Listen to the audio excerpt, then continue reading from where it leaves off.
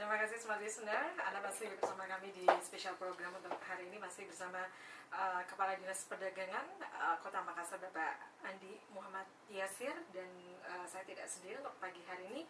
Hari ini juga masih bersama dengan rekan Amel Faris di sini ya. Untuk Anda yang ingin bertanya juga nih mengenai menjelang hari raya keagamaan, kemudian menjelang akhir tahun, ini biasa terjadi gejolak harga gitu ya, tapi seperti diinformasikan oleh Pak Yasir tadi, untuk gejolak harga sendiri ini masih relatif aman begitu Pak Yasir.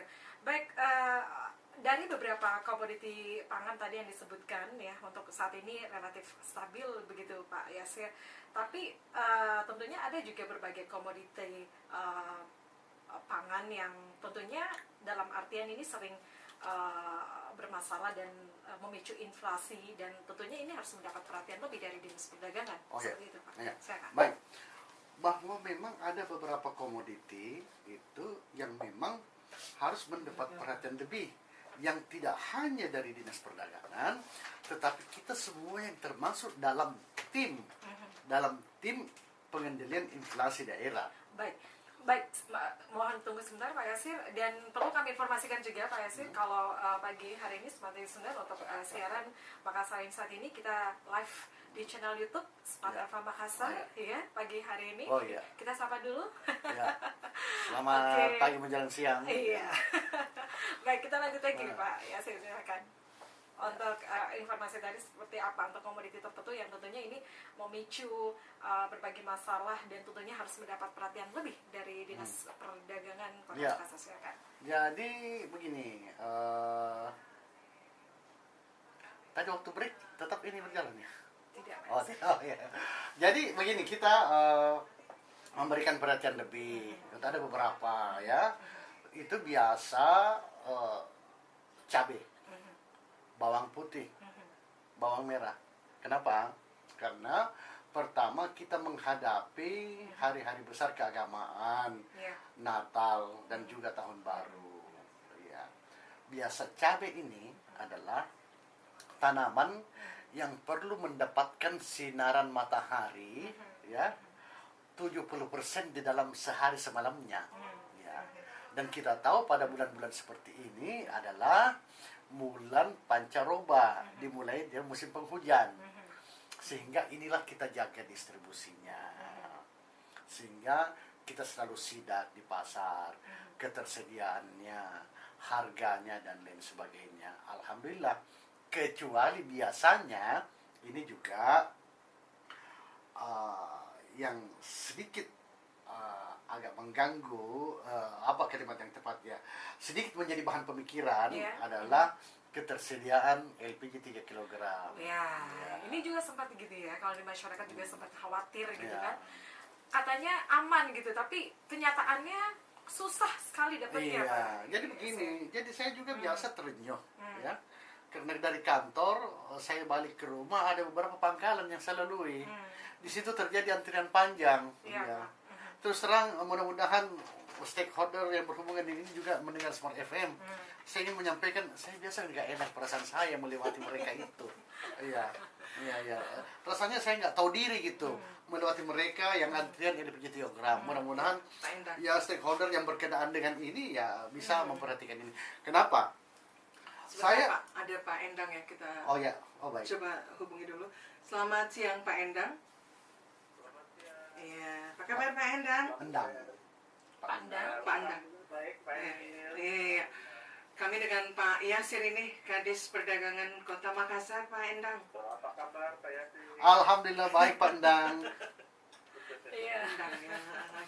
Pak, terkait dengan ya kita berbicara tentang ketersediaan pangan ya di Kota Makassar dan Kota Makassar khususnya dan Sulawesi Selatan pada umumnya.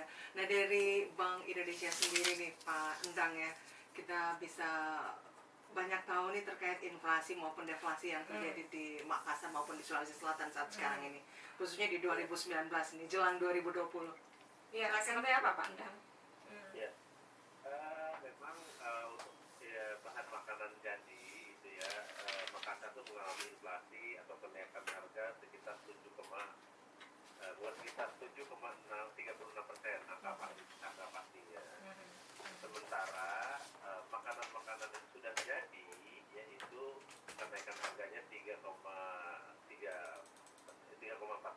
Artinya bahan makanannya yang mentah itu mengalami inflasi yang cukup tinggi, ya, tapi para pedagang itu mungkin nggak bisa meningkatkan harga yang cukup tinggi gitu ya. Jadi biasanya mungkin kena gampangnya kalau naiknya harganya kenaikan harga itu mungkin ya gambarannya adalah Rp100, sedangkan hanya bisa meningkatkan harga jual bahan makanan jadinya hanya sampai 50, nggak lebih dari 100. Itulah. Artinya dengan inflasi bahan makanan yang cukup tinggi saat ini juga memang faktor-faktor yang memang karena permintaannya banyak, di Natal dan Tahun Baru. Ini biasa nih, nanti Januari dia turun lagi, gitu. Januari dia turun lagi. Nah, bagaimana nih kondisi di Makassar ini sendiri? Apakah ini terkait dengan ketersediaan bahannya atau tidak? Untuk bahan-bahan makanan yang kita sebut agak bergejolak ya, seperti beras, kafe, itu ketersediaannya cukup baik, tidak mengkhawatirkan ya. Artinya stok cukup ya, menjelang Natal Tahun Baru. Nah, bahkan Sulawesi Selatan ini untuk beras itu menjadi supplier.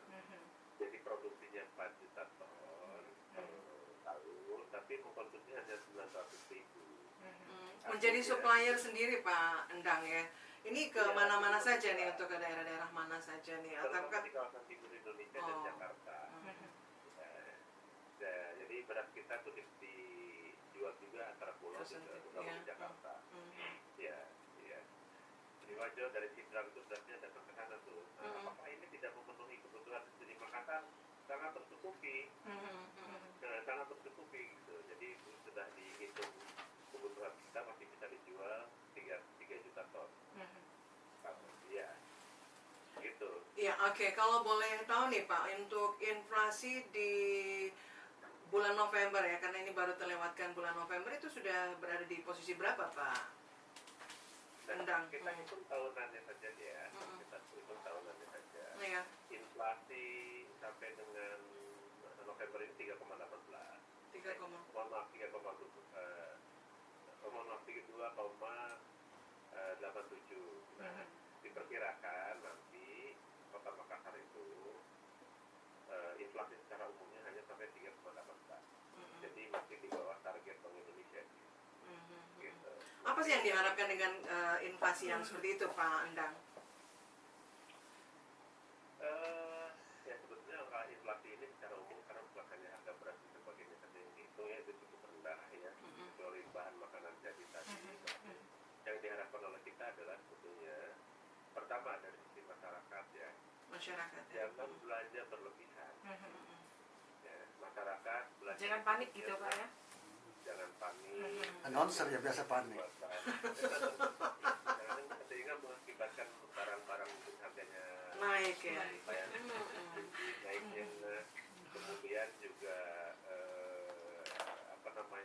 konsumsi cukupnya lah kebutuhan biasa ya. Nah biasanya memang akhir tahun ini relatif manajeable nih. Yang tidak manajeable itu biasanya di bulan Ramadan. Karena orang tuh lebih 2 kali lipat kata konsumsi di Ramadan dan mau Lebaran itu. Gitu. Baik. Pak Endang, untuk mendukung langkah pemerintah Kota Makassar, mungkin ada hal-hal yang bisa memberikan masukan begitu untuk pemerintah Kota Makassar, khususnya Dinas Perdagangan Kota Makassar, bagaimana mempertahankan inflasi itu tetap rendah begitu Pak Endang? Wah, di situ ada Pak Yasir, justru menurut saya Kota Makassar menurut pandangan BI. Ya, masukannya mungkin. Inovatif. Ya. Jadi saya bahkan belajar dari Pak Yasir. Wow. Enggak juga Pak. Dengan yang dilakukan Dinas Perdagangan sampai saat ini, bagaimana menurut Penilaian Pak Endang Bapak? sendiri? Evaluasinya seperti apa gitu Pak Endang? Dinas Perdagangan ini sudah jauh di Kota Makassar sudah jauh lebih maju. Dan dalam menangani pertama ketersediaan pasokan. Ya. Kedua Dinas Perdagangan Kota Makassar juga melakukan kerjasama antar daerah dan sebagainya. Pokoknya Kota Makassar itu sebetulnya dari kendali inflasi sudah sangat inovatif. Cabai misalnya, ya, Pak Wali Kota sendiri nanam di Barombong sana, 30 hektar loh. Nah, jadi harga cabai seharusnya di Kota Makassar ini nggak perlu naik, tapi kan mengikuti harga pasaran nih gimana ya. 30 hektar itu jumlahnya cukup nih Kota Makassar ya. Itu untuk cabai saja. Nah, beras segala macam itu diinovasikan dan sekarang ini pemerintah Kota Makassar telah mengadakan truk spot itu. Iya. Tadi disampaikan nih. Sama ya. Sport inflasi truk ini memang sudah ada 10, baru beroperasi kurang lebih mungkin 3 atau 4, dan yang 6 kan nanti yang lainnya saya rasa itu bisa dipergunakan oleh pemerintah Kota Makassar untuk menangani kecelakaan ketersediaan di Kota Makassar sendiri. Misalnya saya lihat Pak Yasir sudah menjembatani kalau ada harga bulu ikan bulu yang meningkat itu bisa ngambil dari Jinjai gitu lah, melalui traffic jadi dijual Kota Makassar. Nah itu sudah relatif lebih inovatif dibandingkan kota-kota lainnya bahkan di Indonesia. Wih, kita bisa berikan aplaus nih untuk Pak Yasir ya. Pandang ya. Tapi ini tentu dukungan dari Bank Indonesia. Dukungannya lagi nih. Ya, Dinas Perdagangan itu tidak bisa berbuat apa-apa tanpa dukungan Bank Indonesia. Oh gitu. Ya, alhamdulillah, artinya begini, Bank Indonesia di bawah kepemimpinan Pak Endang itu selalu memberikan masukan kepada kami. Bahkan kami 2 kali dalam sebulan itu diundang oleh beliau. Oh iya. Ya, kita ditunjukkan ini sisi-sisi yang rawan dan lain sebagainya sehingga kita dapat mengantisipasi. Iya. Nah, akhirnya itu jadi berinovasi ya. Ya, karena semangat dan dukungan yang diberikan dari Bank Indonesia utamanya dari Pak Endang kepada kami. Wih. Kami juga kapan diundang nih Pak Endang ya, Smart FM. Lalu kita undang. Iya, silakan. Iya. Saya cukup impresif dengan Kota Makassar ini adalah bahwa Pak Wali Kota ya bukan hanya menggerakkan Dinas Perdagangan saja, kayak juga Dinas Ketahanan Pangan ini sangat aktif, misalnya bekerja sama dengan Bank Indonesia, khususnya memberdayakan kaum ibu untuk menanam cabai dan cabainya ini dijual untuk penghasilan, sehingga pada saat harga cabai itu naik sebetulnya dari ibu-ibu inilah cabai itu harga normal. Gitu. Mungkin belum terasa nih, baru ada di 9 lorong dan satu di Barombong yang 30 hektar. Iya, itu upaya yang di Kota Makassar mungkin belum terpublikasi secara baik. Padahal suppliernya oleh dinas-dinas ini, supply-nya sudah dilakukan nih. Jadi harga cabai di Kota Makassar itu Tetap stabil ya. tetap relatif dia naik sih, tapi tidak tinggi harga cabai di pasaran lainnya.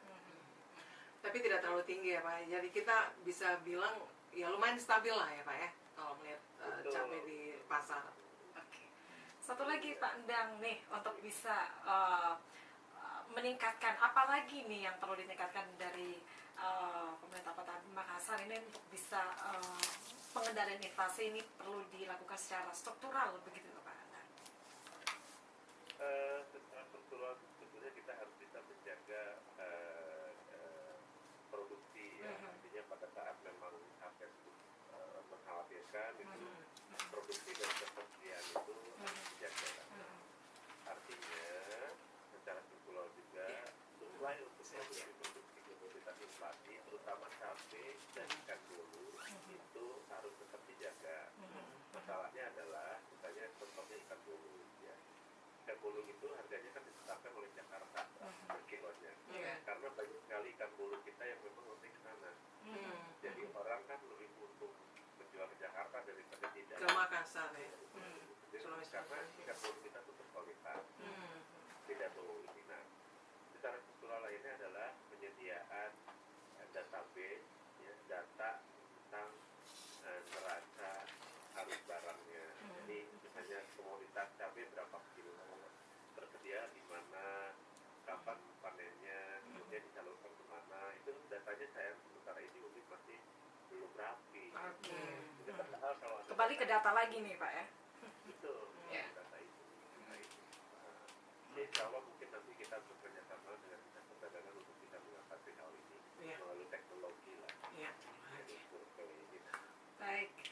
Baik Pak Undang. Endang ya, kami berterima kasih karena Bapak masih bersedia untuk kami hubungi ya, walaupun by phone aja. Oke. Tapi insya Allah nanti kami akan mengundang Bapak secara full untuk ke Smart FM Pak.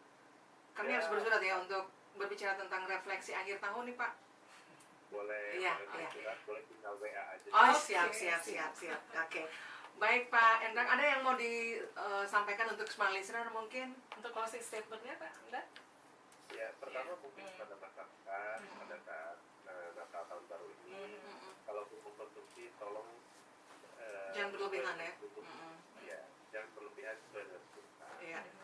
Kemudian yang kedua adalah pada saat kita mengalami misalnya ya kenaikan harga terutama cabai dan sebagainya, apakah tidak bisa kita mulai dengan menanam cabai di pekarangan sendiri?